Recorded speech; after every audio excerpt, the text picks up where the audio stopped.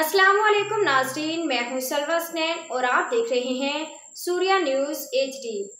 आइए नजर डालते हैं आज की अहम खबरों पर। Karachi Rizwan Ahmed SSP district central जनाब ज़िशान शफीक सदीकी के अहकामात पर थाना new Karachi industrial area police की जानिब से मंशियात फरोशों के खिलाफ कामयाब कार्रवाई अमल में लाई गई।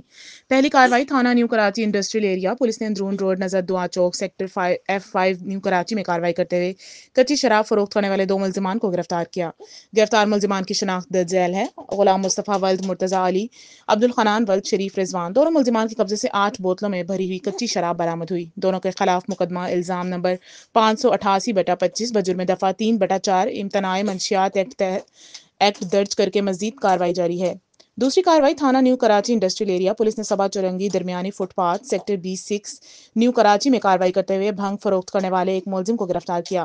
गिरफ्तार मुलजिम का नाम वसीम वल्द गुलाम मुस्तफ़ा। मुलजिम के कब्जे से दर्ज झैल अशिया बरामद हुई। सफेद प्लास्टिक के शॉपर में कटी हुई भंग, वजन तकरीबन 700 ग्राम, 1 अदद कुंडा, 1 अदद डंडा, 1 अदद प्लास्टिक या खाली बाल्टी, 1 अदद खाली कनस्तर, 1 अदद की पैड वाला मोबाइल फोन, नकद नंबर 200 रुपये।